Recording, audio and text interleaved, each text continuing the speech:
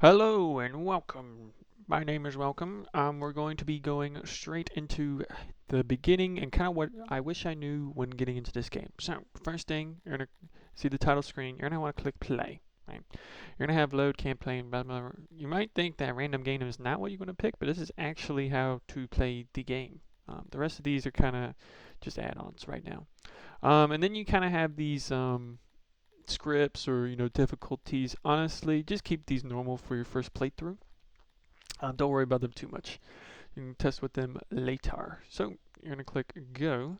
Then you're gonna be given the races. I'll kind of tell you what I know about them. So I know the Kryptonians, they're pretty easy, honestly. If you just want like a chill, don't really have to worry about too much special stuff. Kryptonians are pretty easy. The only problem is that later in the game, they're not as good as some of the other races. So they're usually kind of better to have as like slaves or something like that. Dondorians, they're really hard. I haven't played them yet, but from what I can tell, they are really hard mainly because they have to live in mountains. They don't really hate, they kind of hate other people. Yeah, they don't produce much food either. So basically, early game, they're going to struggle. That's why they're hard. But later on, they can be really, really good because they love crafting and fighting. Then the Gotharmi, they are, yeah, as you can see here, they're fast breeders. I haven't played them either, but they're very weak morale.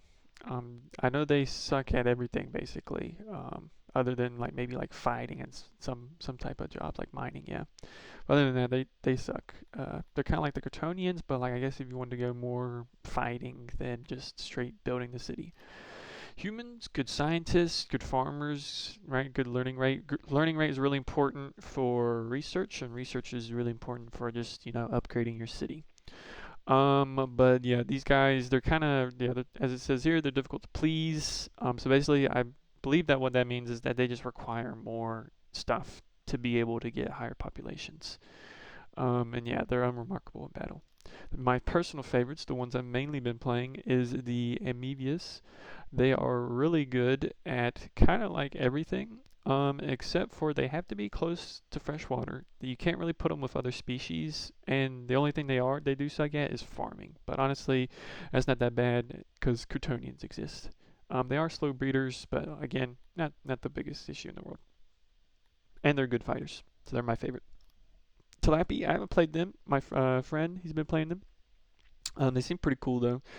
They're kind of like the fish people, where they're kind of good at certain stuff, but they do have their downsides. But it's not too bad, nothing crazy. I believe they like to eat people and like they love trees and stuff like that. They're kind of like druids. But anyways, we're gonna select Kryptonians. I would recommend them for just like at least like a quick playthrough just to test the UI out. You can even play the tutorial, but in case you didn't want to do that, you can go straight into here. This is after you've played around with the game. You'll unlock these by doing certain stuff. I won't worry about them too much now, but just like have fun, play the game. Alright, so yeah, we're going to start anyways. So now this is creating your map type. So what I recommend for this is depending on your race. So Kryptonians, I know they like warm and temperate, so we're going to do 40 for southern. So basically that means the south has the warmer climates, north has the hotter climates or colder climates. And so putting at 40 will make us have more temperate and more warm climate than cold. Where 50, it's kind of like split between. Yeah, we'll do a random seed, but you can kind of pick any map. You can pick whatever that is. England, Europe. I believe this is Wild Map. I don't know what that is. And then, of course, these other ones. But we're going to go with random. All right. So now you know how to select your map. You know what like kind of race you maybe want to pick. Now we can kind of go towards how do we select a base location. So usually it's depending on what you're gonna want to go for. So since we're the pig people, we're gonna want to go for a high fertility. So if I hover over a piece of land, you're gonna see that the fertility is 85%.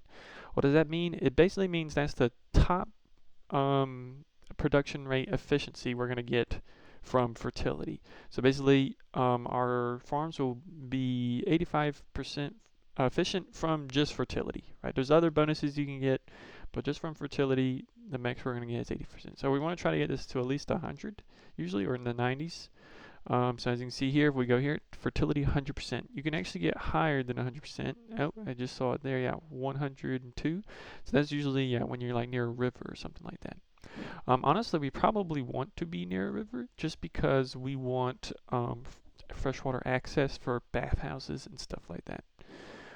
So let's see. Maybe we can go over here if this is good. Yeah. So this is pretty good. There's a lot of open land. Maybe go here just for more forest. So open land, it's kind of not really needed. It just makes building easier because you don't have to get rid of the trees. But honestly, you want at least probably like 30% forest, if not more, just so you have plenty of wood around. As you can see here, it also tells us a little bit more stuff. So it says without mineable resources, it's isolated, little fresh water. So yeah, we want some fresh water. The reason for that is, as I said, bathhouses are really good. So we probably want somewhere around here. Yeah, ocean. Probably not ocean though. I don't know. I don't think bathhouses work off of ocean. So we're gonna want to go to a lake here. So we can go to this lake. And so what we can do is we can we have to have those 3 boxes are what your place is going to have. So if I take my boxes out, as you can see, the freshwater dramatically decreases. So these 3x3 box is where your base is going to be and what resources it will have. So if I placed it here, it's going to have +3 clay. So that's really good. Honestly, this place is not bad. It has +3 clay, so we'll have really good clay mining and create lots of pots and stuff like that for our industry. The only problem is there's very little trees, which is not the best. Sometimes if you don't mind, a little bit of cheating or like, it's not even really that much of cheating. You can kind of edit the terrain so you can add mineable resources out mountains, change the ground fertility, stuff like that. We're not going to be worrying about that too much, but you can test that out if you so choose. But yeah, eventually, just kind of listen to what it says. So you definitely want fresh water for bathhouses. You want at least 1 mineable resources. So don't worry about having all of them. You can get all of them from conquering places. So especially because places you conquer, they don't really have any way to have industry yet. The only thing they're really good at is getting you raw resources, but they get to do them really well. So your main place will want to focus on industry later on. But early game, you are going to need to have ways to get raw resources because it's just much more efficient than buying them. Because you can buy them, but it's not very good. So you know what, we can maybe go somewhere near a lake, but at least has like 1 mineable resources, maybe like coal or something. Coal's pretty good because it's really annoying to try to get. As you can see here, this is a warm climate, so it's going to make certain farms and other stuff worse. So the hygiene's going to be good, herb farms going to be worse, opiate farms are going to be really good, globidin pastures are going to be better, cotton farms are going to be better, mushroom farms are going to be worse, pastures are going to be worse. But we're not going to go with that. We are going to go temperate, mainly because it's just kind of got nothing but bonuses, no negatives, which is good. So we can maybe go, if only there's you know what, here, just for time's sake, gonna add a mineable resources. Let's just add like clay here, It's not out of the realm possibility for clay to be there. So you see now that has no notices. We have 40% forest, which is really good, 26% fresh water, 103% fertility, which is really good, and a decent bit of open land. So this is a really good spot. Is there anything else I forgot to mention? I don't believe so. I believe that's about it. You want fresh water for bathhouses. You want at least 1 mineable resources, just so you can, make it a little bit easier on yourself early game. And then if we want, we can probably conquer some people down here because they'll probably have these mineable resources, and so then we can get them from them. But yeah, so let's just go with this. So we're gonna go here. So now it's going to generate your place and then generate other cities all around. All right, so our place is gonna start here. It has absolutely no land because we kind of just like took over the spot. But there's guys all around us. So when it comes to this part, you want to make sure you have mainly really weak people. What is really weak people? 1,000 or less. So if they have something like this, 2K, that means they're probably like a 2-city state. Yeah, looks like there's like 2 places. So they'd be pretty hard to take early game and really annoying to deal with early game. So we probably don't want to mess with those guys. So we're going to regenerate. We want mainly just like all 1000s near us, and then the 2000s and higher later on. So we could have some fun fighting them. So this is Freelands. So the reason how they're different is basically you can't trade with them, but they also can't form alliances and stuff like that. So they're kind of easier to take as well. Only 1K, that's good. Another 2K, man, it didn't even change, except for now it's 3 places, I guess. That's one. It's about 1.6. Yeah, we're getting shafted here. Let's regenerate again.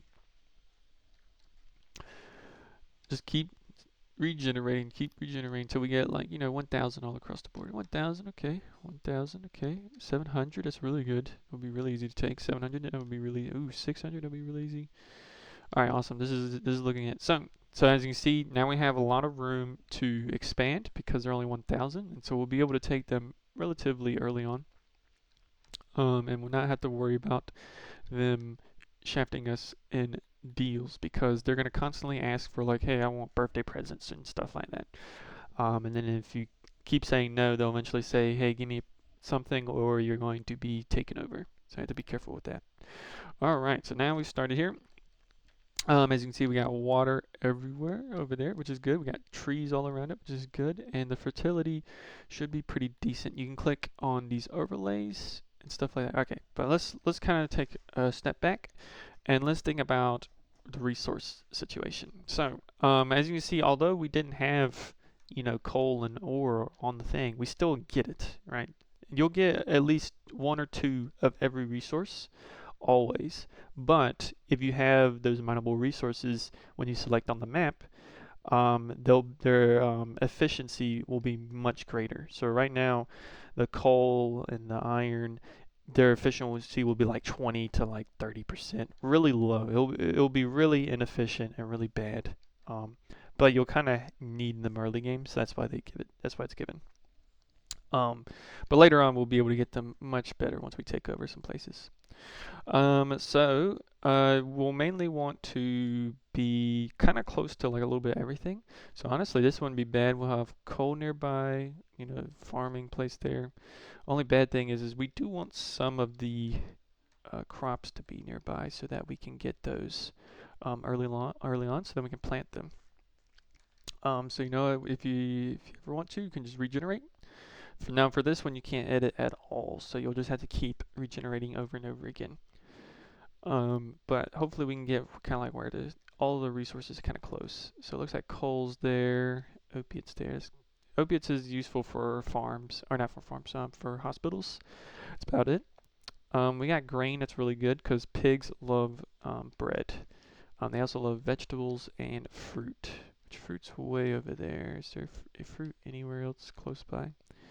Not really, doesn't look like it, but we do got grain. We do got the vegetables. Iron ore over there. Since we don't have to worry too much about fresh water with the pig people, it'll be pretty easy. Honestly, this isn't too bad. We got a bunch of vegetable farm stuff over there. Yeah, you know what? We're gonna go right. Let's go like right here, I suppose. Yeah, right here. All right. So now let's kind of talk about some useful tips. So now you've selected your spot. Some useful tips. You'll want to. So what is this overlay? Like, what's going on? So don't worry about this. This is basically just a list of all the possible resources in the game. As you can see, it's all black and 0. That's because we don't really have a warehouse yet to store them, but you'll see. You can mess with that. You have population, so then you have this, right? These are all the possible races that you can get. So there's actually races you can get that you can't start as. And these guys are really good, but you have to like earn their trust to meet the requirements. Anyways, let's go into the overlay. So the overlay, you can kind of use this to help you out with certain stuff. It's useful for when you're trying to like min-max your kingdom and stuff like that. So don't worry about it too much early game. Only if it's like for farming and stuff like that, because you can go to like fertility. But usually when you click on the building thing, it'll tell you.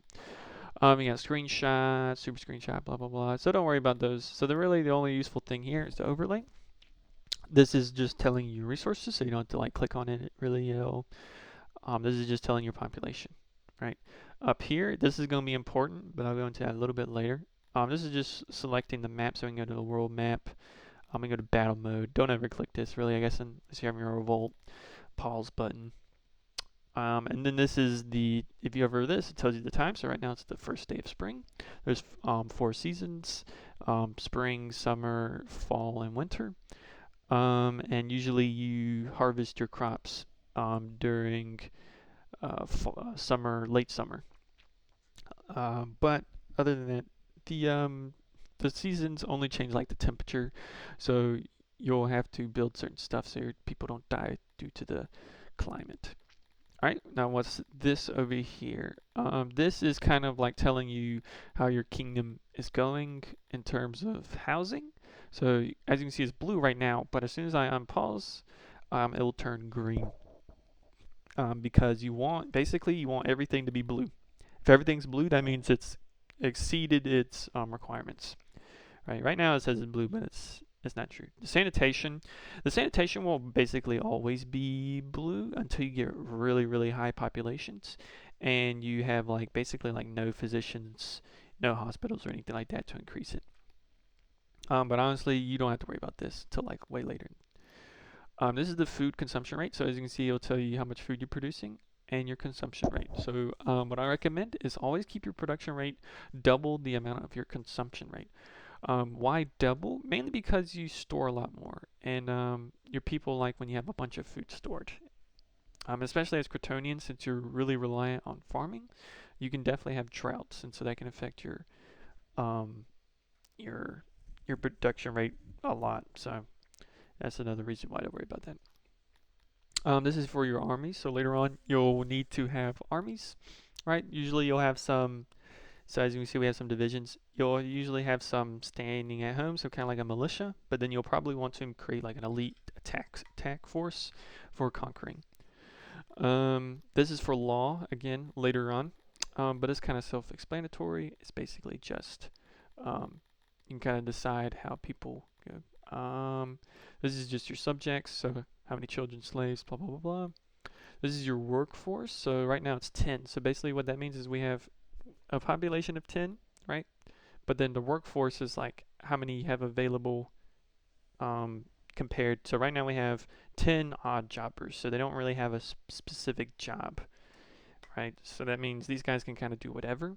And if we create a place that has a lifelong job, this will go down. And so usually I would say keep this around 20 is kind of like the magic number for this, because you want some guys doing odd jobs because they're basically the guys who build. Your odd jobbers are the guys who build the structures usually. So you want to keep this usually at around 20, but higher is usually pretty good.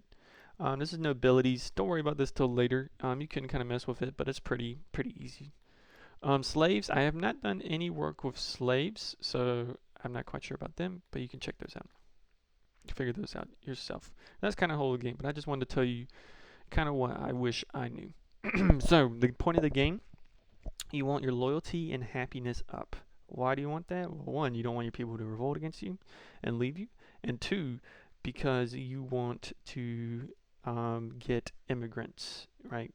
Why do you want immigrants? Well, because your people will not produce offspring yet. You have to build the certain thing for that. And even then, it's pretty slow. So if you want to build your base up fast, you can accept aspiring immigrants. You can even accept from other races, but I would not recommend it for your first playthrough because it just makes things more complicated. So, how do we get our happiness and loyalty up so then we get more people? Well, it's pretty easy early on, but it gets harder later because then you'll have less options. But basically, you want these green bars to be full, right? And a blue bar indicates that it's changing. So right now, this one starts off pretty high. The only way to make it even higher is to get a noble and also to have a low immigrant population. So early on, this will always be basically really low, right? Because if you hover over it, it says this is disliked by your plebeians. So yeah, basically the higher the immigrant population, the lower this green bar would be. Unlike noble, where it says this is liked by your plebeians. So if you have more nobles, this will have higher fulfillment. But you really only need one noble for this to be max. So that's why At least having one noble is good, but having more than that, it's not really worth it. Alright, anyways, then we have these going on. So these are the housing, furniture, blah, blah, blah, blah. What I would recommend, the only thing I'll say here about trying to get these up, do not do furniture. Do not do furniture. Unless you've literally done everything else, do not do furniture. It is not worth it. It just, as your population gets higher and higher, you need more and more, and the consumption rate goes higher and higher. And so early game, it's like maybe worth it. Late game is definitely not worth it. It's basically just not worth it. Just don't ever do it because it just changes your production, decreases it, and you get like minimal returns of fulfillment. So it's just not worth. This is clothing. Right, this is clothing jewelry. This starts on 0. Clothing starts on 2. So you might think, oh, the clothing's just for, helping my people out. But they actually kind of need it because if I hover over it, it gives them heat and cold resistance. So you want this up, especially if you're like a temperate or colder or warm climate, because they will need that to be able to survive the weather. This is the drink preference. So, and drink and food preference. So what you need to realize is that if you click on here, certain species will like certain things, so you'll kind of want to base your stuff off of that. So as you can see here, Gratonians love either temperate or warm. They have 100% likeness to it, but they hate cold. They have 20%.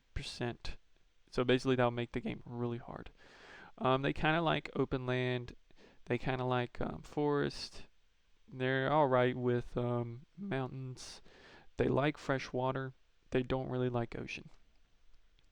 Alright, so basically don't put them near an ocean or really mountains, but definitely put them around forest, open land, stuff like that. Don't put them in the cold. This is species that they can be compatible with, so they can probably you can probably hire some Dendorians later on the line if you really want, but probably not any of these red guys.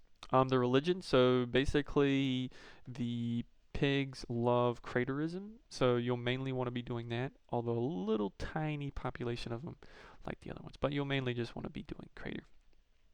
And so this is the main important thing. They love vegetables, bread, and fruit. So what does that mean? Basically, you just want to be producing these three, really. You don't really want to be producing any other food, at least early on. You just want to be producing this because this is all your people really need. So what does food preference mean? Basically, they can eat any food, but if they eat one of these three foods, it will increase their fulfillment. And if they have access to all three, it will increase their fulfillment all the way up. So if I go here to access, as you can see, food preference is quite a good bar. And so if you can get this maxed out, it'll be really good for increasing population and happiness and loyalty. All right, so we'll go back here. There's some other things. They like outdoors. They really like wooden buildings. So they're alright with stone, and they don't really care about grand, and they don't like mud buildings or mountain buildings. So you'll probably early on you just want to make mud buildings, but then later on you'll want to upgrade your buildings to wood. So because then it'll just give your guys more happiness, make them happier. Road preferences. So again, certain species like certain roads, they'll make them happier, increasing their fulfillment. And so they like forest plazas the best. Then they like cobblestone roads as well, and they're okay with dirt roads. So you probably just want to build dirt roads until you get the technology and the stone to make these other roads. All right, this is the furniture they like. And then don't worry about this too much. What I would instead look at for them, if you're trying to look at their stats, is go here and then click on properties. And so if you click here, it'll kind of show you what they're good at. So if you go here, so notice how they have 1 times multiplier for most of these jobs, but if you look at the farms, they have a 1.4 times multiplier for these guys. So like a 40% increase essentially, which is really good. So they're just really good at farms. And they also have, due to the climate, the pastures are better as well.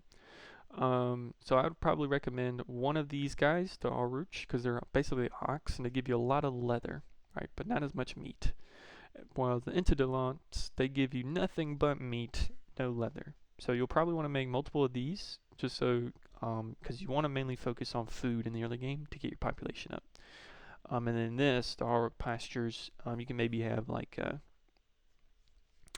maybe like one of these. Actually, for Kryptonians, you probably don't want any of these since they don't like meat. These are for eggs, and then this is for cotton. But we're going to be mainly focusing on fruit and farms, so we want to worry about these pastures. Hunters, right? They're one times. So if you look here, they're 50% less efficient with basically all industry jobs except for ration makers. So they and universities. So yeah, they really just kind of suck at everything late game, which is really bad. And then I wouldn't worry too much about this. So yeah, this is useful for understanding what your people are good at and what jobs they should be doing and what you should be maximizing. All right. And now that you know kind of like basically all that, so these are the services you'll want to mainly. This is the main way you will get your population up. So you'll want to focus on these extensively. Um, and then the rest of these are good to get. So clothing, usually I would keep this at 1 if you're in a warm climate, but if you're in a temperate climate, you probably want to keep that at 2. Because for a warm climate, all they have to do to cool down is just get in some water. And then yeah, this is, as you can see, the building. So this is if they have mainly wooden buildings is what they like. Harmony, so they like harmony. So you want to build like trees or other buildings that emit harmony. Looks like they lack roundness, so you'll want to build your buildings with a little bit of roundness. And then they kind of like trees and stuff like that. Army, so yeah, this is just if they'll want a certain amount of army, blah blah blah. They want certain amount of rations stored up. If you look here, this is like temple shrine access. So you'll mainly just have craterism, maybe a little bit of authorism. So you'll want to make sure to build mainly just a crater shrine. This is employed, indoctrination, stuff like that. What I would say for these guys, since they suck so much at industry in this late game, you'll probably just want to go indoctrination for them. Because not only does it increase their happiness, but it just makes them improved at farming and like other raw resource jobs. And education is disliked. So if this has a higher value, it goes down. If this is liked, so this will go up.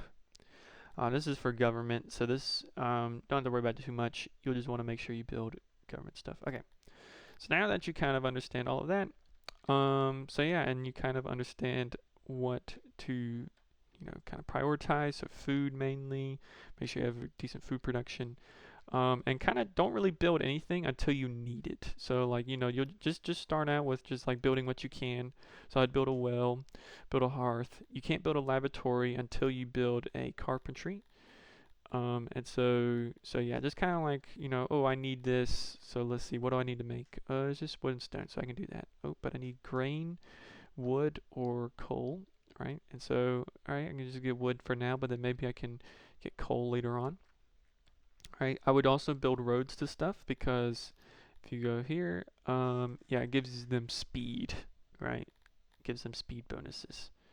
So it's really useful for increasing the speed of your guys, right?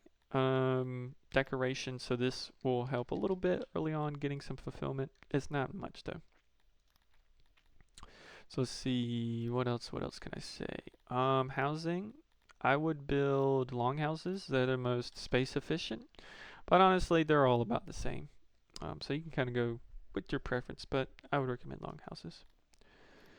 And yeah, so food stalls. So they'll get the food preference if you build food stalls. So definitely build food stalls once you have kind of like the foods that they like. Once you start making those, so definitely focus on the farm. And it's pretty self-explanatory how to build the other stuff. You can kind of test it out. Don't be afraid to test up, like build it and then demolish it.